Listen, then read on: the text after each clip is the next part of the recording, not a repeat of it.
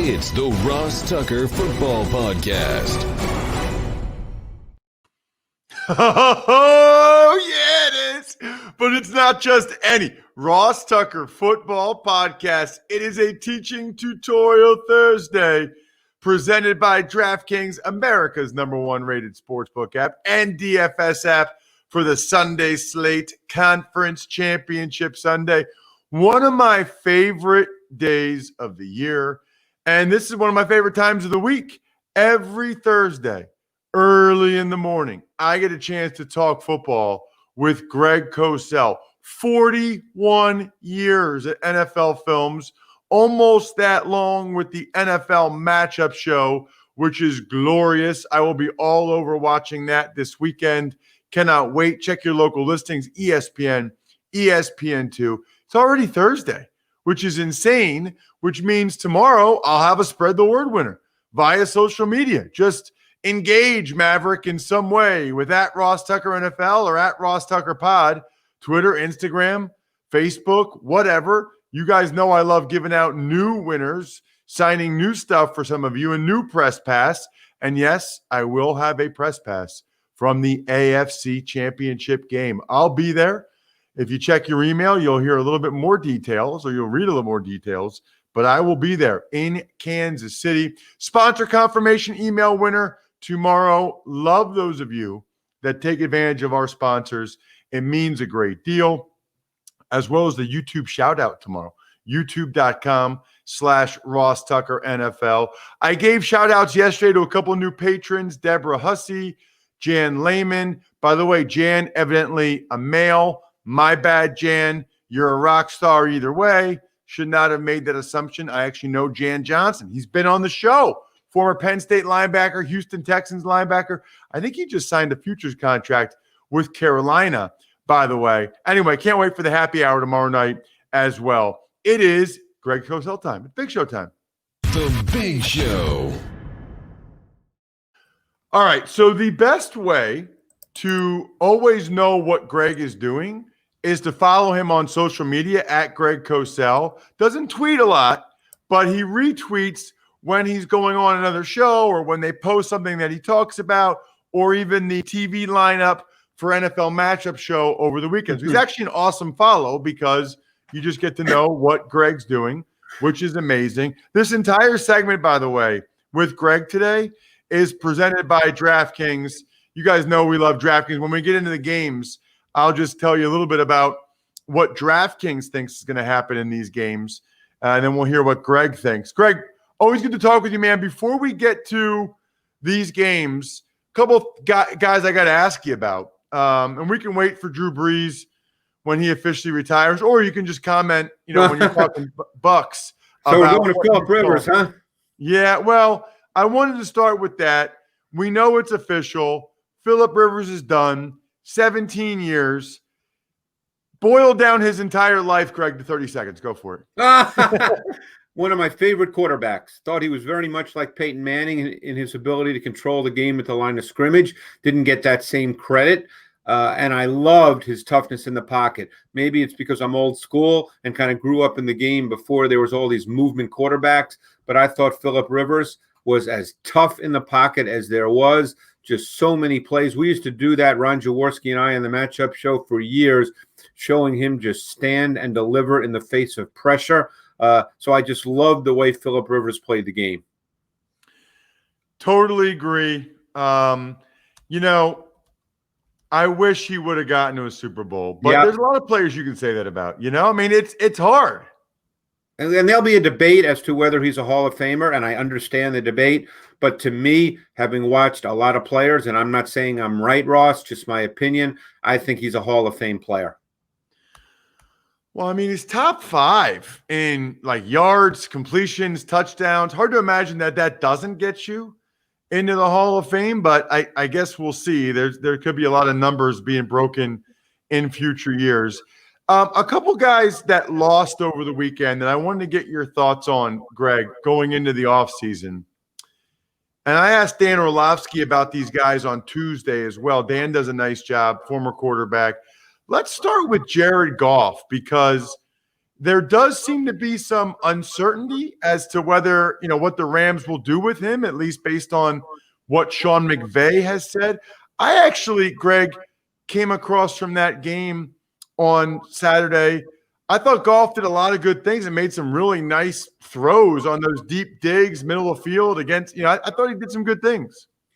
Yeah, I think the issue with Goff, for those who feel, and maybe McVay now feels that too, we don't know, is he's a pocket quarterback. He's a schemed system quarterback that needs the scheme to work for him. He's not going to make plays outside the structure of the offense. Now, in today's NFL, that's viewed as really a necessary trait. So he can't really do that. So obviously we've seen Sean McVay over the years do an outstanding job scheming, setting up throws, presenting defined reads and throws for Jared Goff. But at the end of the day, he's a pocket player. He throws a very pretty ball when he's comfortable. He looks really good. But, that's akin to saying in baseball that anybody can field the good hops. So the question is, do you need a quarterback in today's NFL with the nature of defensive football and pressure schemes that has movement ability? That's probably a discussion Sean McVay's having in his own head as to where Jared Goff stands as he moves forward as a young coach who's clearly a very good coach and is not going anywhere. It's interesting, Greg, listening to you talk. I almost feel like I don't know if we'll see another quarterback like Goff go number one overall. Yeah, although I don't know. Burrow's not exactly like a big-time second reaction guy. But Burrow has much, much lighter feet and moves much better than Goff. Joe Burrow can make second reaction plays. Right.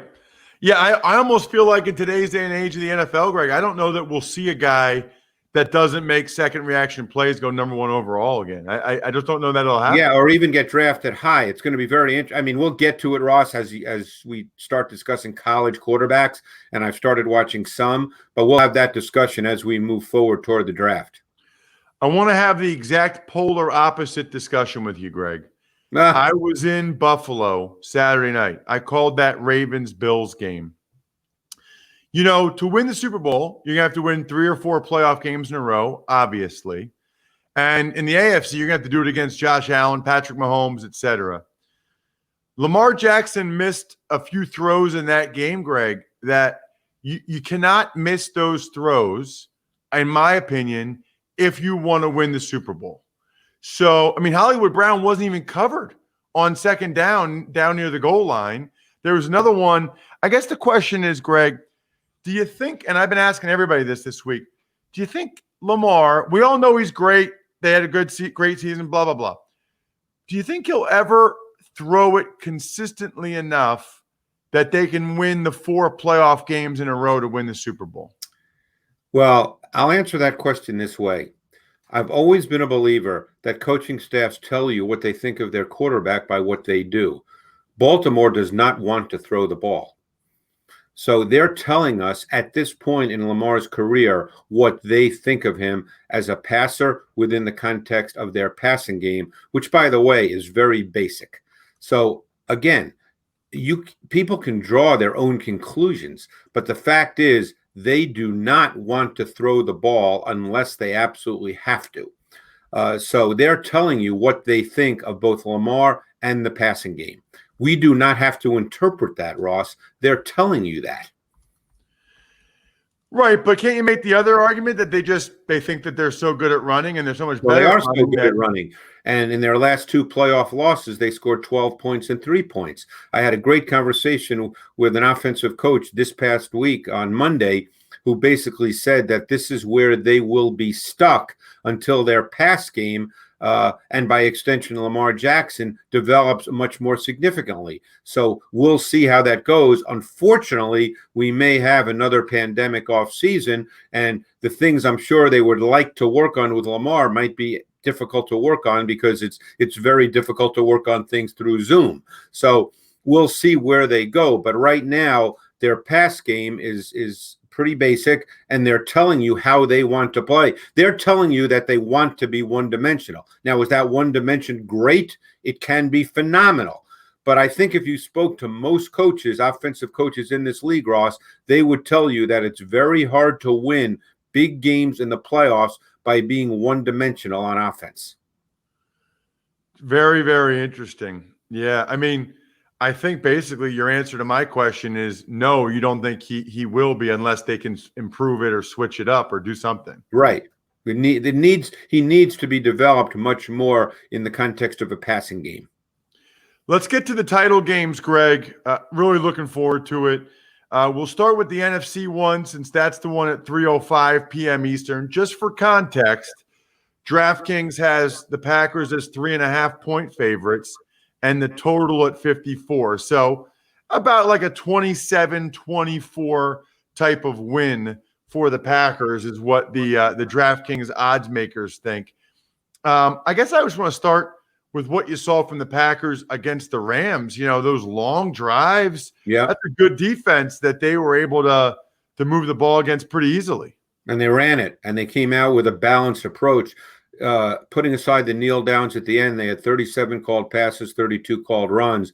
So they clearly felt that the approach in this game was balanced. But everybody will look at that Week 6 matchup where the Bucs just handled the Packers offense. It was Aaron Rodgers' worst game of the year. That won't happen quite that way. We know that, which does not mean the Bucs won't try to be aggressive. You never do the same thing against an opponent the second time. The concepts, the approach could be similar. They might try to apply a lot of pressure, Ross, but they won't do it the exact same way. But I don't think the game will play out the same way at all. I think the Packers offense will be better in this game against that Bucs defense. The one thing about the Bucs is they are pretty multiple with their coverages. They're not a team that plays just one or two coverages. They'll play 4 or 5. So I think for Aaron Rodgers, who's as smart as they come, they'll have a lot of checks at the line of scrimmage where when he sees a coverage, it was almost like the Allen Lazard touchdown this past week against the Rams. He saw that cover 4, that quarters coverage, and then they had a play that was built in, and then they scored the touchdown, the 58-yard touchdown. I think you'll see that. I think when Rodgers sees specific coverages, they'll get to plays that they feel very comfortable with. So refresh my memory, Greg, on what happened in that first meeting and why you don't think it'll happen again. Well, it was a ton of multiple front looks, which puts, as you know, Ross, it's not just Aaron Rodgers. That puts a major burden on your protection scheme. And I think they'll do a lot of that because we know Bakhtiari's not there. Billy Turner's at left tackle. So they'll do all those kinds of things. So they had multiple pressure fronts. They had a lot of different blitz schemes, including cover 0. It was just Rodgers and the offense had a really bad game. They could never get any run game going. It was one of those games. Like I said, I'd be very surprised if it played out that way again. I agree, although I will look forward to watching Ricky Wagner and Billy Turner going against Shaq Barrett, JPP. Yeah. That's a key matchup. What about on the other side of the ball when Tom Brady and the Bucs have the football? It seems like the Packers, we all remember last year's NFC Championship game. Any chance Arians comes out and tries to run it with Fournette and Ronald Jones? I mean, I think they'll try to run it, but I don't think that's the way they'll win the game, and I think Arians knows that. I think to me, there's 2 main points here. One is the Bucs and their use of offensive personnel. We don't know as we speak today, Ross, what Antonio Brown's situation is. He's day to day. So I'm anxious to see if the Bucs line up with 12 personnel, 2 tight ends with Gronkowski and Braid, who's been a big factor the last couple of weeks, because we know Mike Pettin would really like to play in nickel and in dime.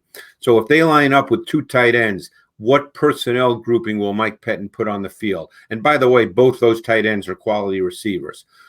And secondly, when it does get to long yardage, particularly third down, and it will, obviously, in every game, I think that's where the Packers could have an advantage. I think they'll line up with that 5 across front. They'll dictate one-on-one protections. They'll move Zadarius Smith, Preston Smith, Rashawn Gary around, get them matched up inside on centers and guards. We've seen Zadarius Smith line head up on the center in that 5 across front. So I think that's a critical piece because obviously you want inside pressure on Tom Brady. So I think those are 2 things I'll be looking at. Greg, let's get to the AFC Championship game. I'll be there, and hopefully people are checking their email inboxes because they'll see exactly what I'll be doing there on Sunday evening. Probably having a good meal, I would imagine. Oh, I hope so. I don't know, man. We'll see. It's been hit or miss this year, that's for sure. Chiefs and the Bills.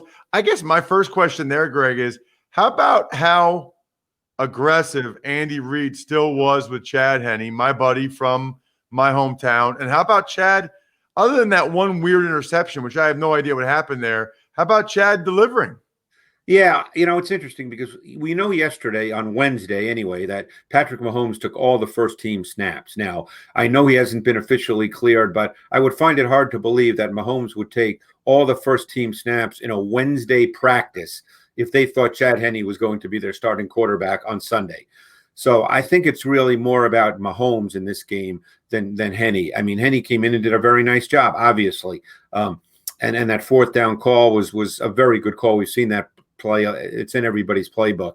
I will say this. I don't think Mahomes has played great football over the last month. Now, again, having said that, it doesn't mean he's not capable of playing great football, and he's always capable of making special plays.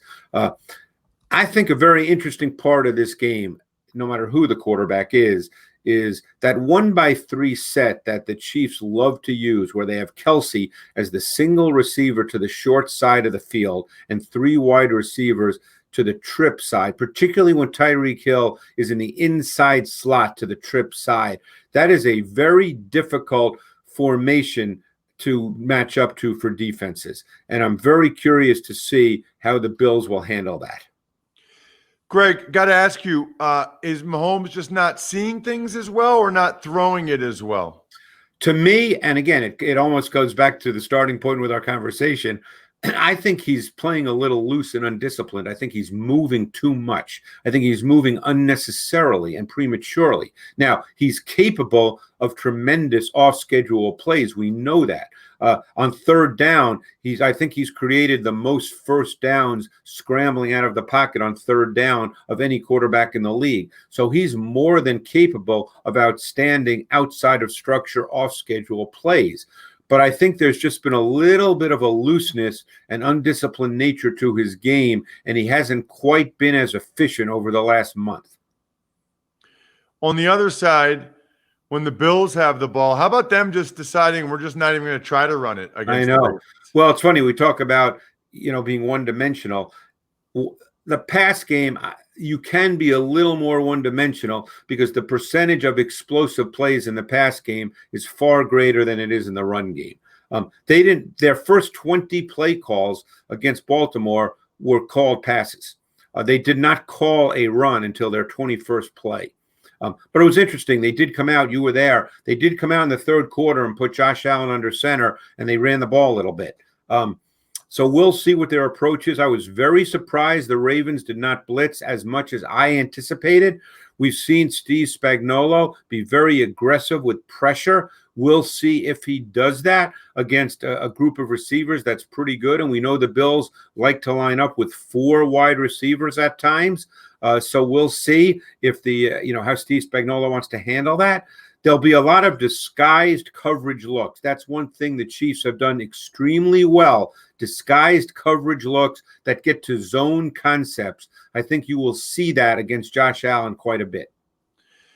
By the way, I should mention Chiefs right now 3-point favorites, and the total at DraftKings is 54, which means you're looking at more like a 29-25 type of game, which very similar. It sounds like, Greg, we might get 2 really good close games, I hope. Do people bet on football, Ross? I didn't know that. They do. Do you get people trying to get like your insight? Hey, Greg, what do you think? Are you no? First of all, I can't do that. I'm not allowed to do that. But interestingly enough, I have never bet on a sporting event in my entire life, Ross. I have zero interest in that. I totally am with you. It definitely makes the games more interesting, but we don't need that. We got you to make everything more interesting. Greg, thank you so much as always. Really appreciate it. All right, Ross, appreciate it as always. Thanks. So good. So good. Speaking of so good, you got to check out True Underdog, recently launched by four-time Entrepreneur of the Year award, Jason Waller. Did I say entrepreneur? I meant entrepreneur. Entrepreneur, man. Anyway, Jason Waller, it's real. It's raw. It's motivational. If you want killer entrepreneurship advice, he's got you. If you want a true underdog story, this guy was raised in a trailer park, suffered childhood abuse, kicked out of high school, a dad in his teens. You can imagine how many times he was told no and you can't. And now his latest venture, Power Home Solar, on the path to becoming a $1 billion enterprise. Head over to True Underdog Podcast to hear how Jason and his high-profile guests turned their lives around to achieve massive success. Subscribe to True Underdog Podcast on Apple, Spotify, YouTube, or your favorite podcast app. Tuck's Takes. Morning, Ross. Not a lot of news to get to today, but so we should be able to get to at least one email question. Let's start, though, with your thoughts on Philip Rivers' decision to retire from the NFL after 17 seasons. Love this dude. Most of the same things that Greg loved. For me, I love guys that have a high football intelligence, that love the game, and that are tough. And you can't take any of those away from Philip Rivers. Love the game, super smart, tough as nails, never missed a start. I love that. I love that dude. I wish for him he had gotten to a Super Bowl. I wish for him he had won a Super Bowl. Just doesn't work that way, unfortunately. You know, my teammate Takeo Spikes, 15 years, never even made the playoffs. Playoffs? You know, Tony Gonzalez never went to a Super Bowl. It's hard. It's a zero-sum game. It's hard to go to a Super Bowl. Very, very hard. And he certainly put his team in position to be good enough to go there a lot. They just weren't able to get it done. And even, I mean, look, just watch this year. Rams had a good team. The Ravens had a good team. You know, it's hard. The Cleveland Browns had a good team. They almost won.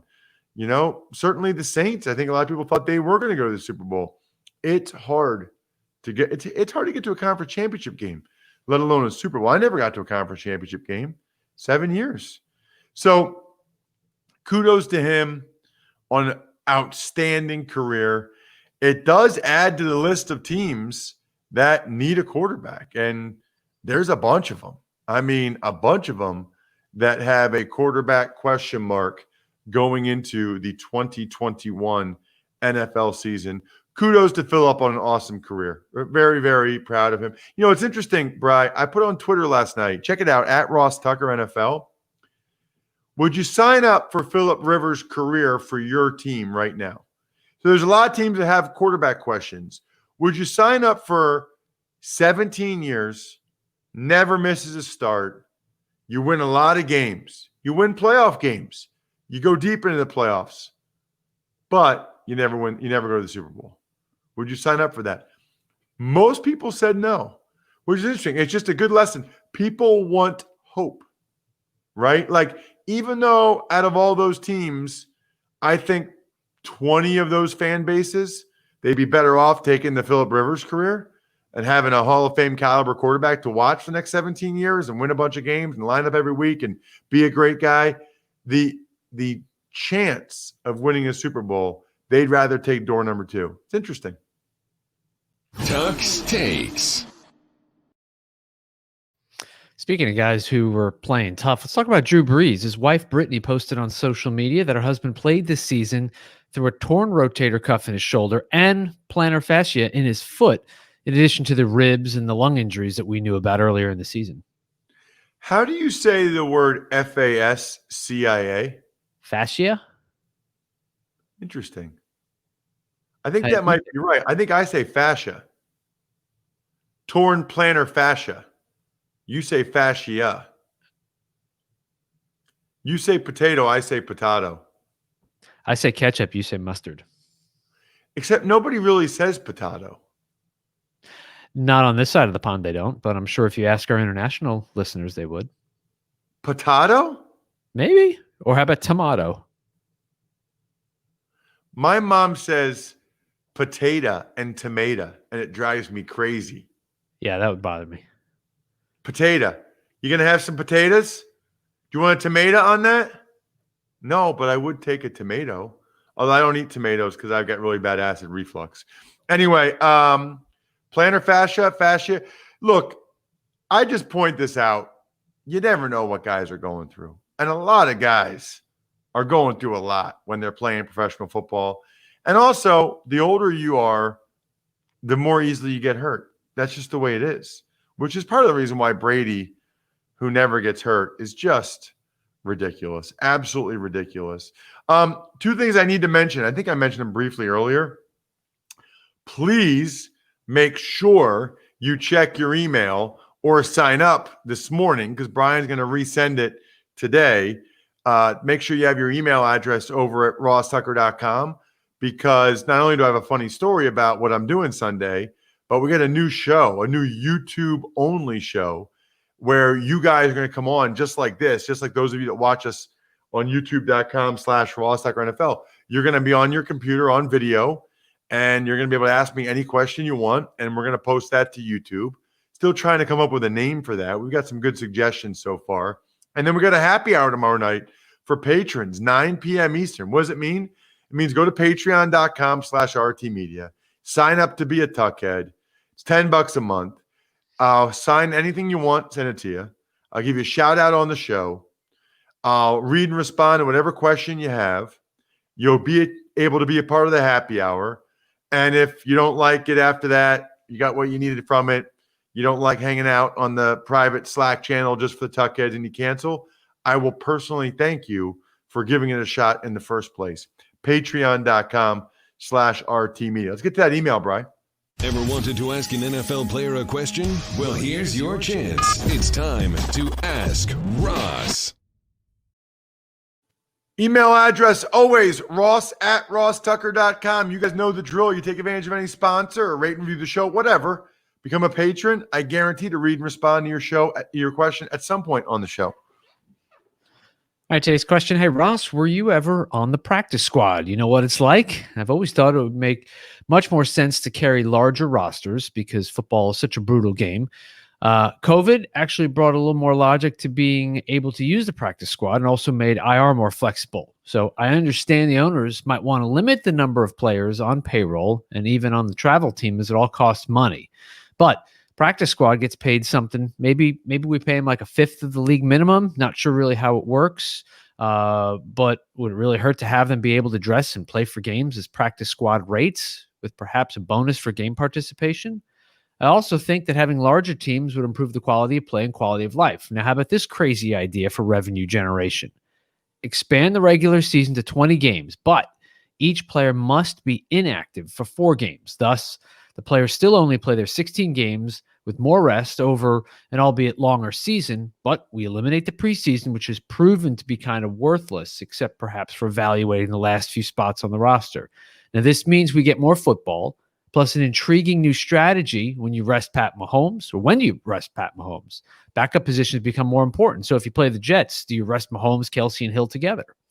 Obviously, the roster would have to be expanded by 25% to have the depth. This would also be great for player development, as your guys in depth would get a chance to play when the stars are being mandatorily, I don't know if that's a word, rested. All the best. That's from David. Interesting thoughts, David. Yeah, so David, love the questions. I would say for those of you that send in more questions, it's probably easier if they're a little bit briefer than that, because now I forgot some of the questions. But David, I love it. First thing, I was never on the practice squad. Second thing, they really did a lot of these this year. And to your point, David, I think they're going to keep a bunch of them. You were able to move up 2 guys from practice squad for game day. So you could have essentially a 55-man roster. Practice squads back in the day used to be 5 guys when I was playing. And it was like $4,000 a week. Now, this year it was 16 guys. 16. So I actually think that'll stay. I don't think they'll have more than 53 guys on the roster because of the benefits and all that stuff. But I think practice squad, to your point, this year was $8,400 a week. So if you were on a practice squad the whole season, $142,800. Now, if you were one of the veterans, I think they had, I can't remember how many spots it was, but there was like 3 to 5 veteran spots, because usually you couldn't have more than 2 accrued seasons. So once you'd played 2 seasons, you're not practice squad eligible anymore. But they changed that, and they let guys on there this year that had more than that. If you could have a few guys that had unlimited, like the Eagles had Josh McCown on practice squad, that was $12,000 a week. So it's $204,000, $12,000 a week. And to answer your question, they do everything the team does, everything except go to the games. That's it. They do everything a team does except they just don't go to the games. You would not know who's practice squad and who's active roster other than the game. I mean, you kind of know, but you wouldn't know. And I think a lot of those things are going to stay, to your point, David. As for your idea for revenue generation, I've seen other people talk about that, an 18-game schedule, but the players only have to play 16, blah, blah, blah. I'm not a fan. I'm not a fan. I think that becomes really awkward then. Let's say you buy tickets you're a huge Chiefs fan, to your example, and you have to go to one game a year. Can you imagine that one game Mahomes doesn't play and he's totally healthy, but he doesn't play because it's one of the 2 games he has to sit out? I don't like that idea. I don't think you want to go that route. I think 17 games is good for next year. And I don't think you want to go that route, to answer your question. So that would be my reaction to that. Good question, though. Shout outs are in order. Pizza Boy Brewing had 3. You've got a friend in IPA last night. IPAs. You've got a friend in IPA. Get it? If you're from Pennsylvania, the license plate, you say you got a friend in PA. Anyway, had 3 of those bad boys last night. 7% pints. Glorious. Pizza Boy Brewing, Sporticulture, SteakhouseSports.com, Vision Comics with an X, and DinerDepot.com. All the other shows are already posted. Check them out. Fantasy Feast, Even Money, College Draft, Business of Sports. Tomorrow, we will have a Picks Friday, and it will be glorious. I think we're done here. Thanks for listening to the Ross Tucker Football Podcast. Make sure to also subscribe to the Fantasy Feast, Even Money, Business of Sports, and College Draft. All available at Apple Podcasts, RossTucker.com, or wherever podcasts can be found.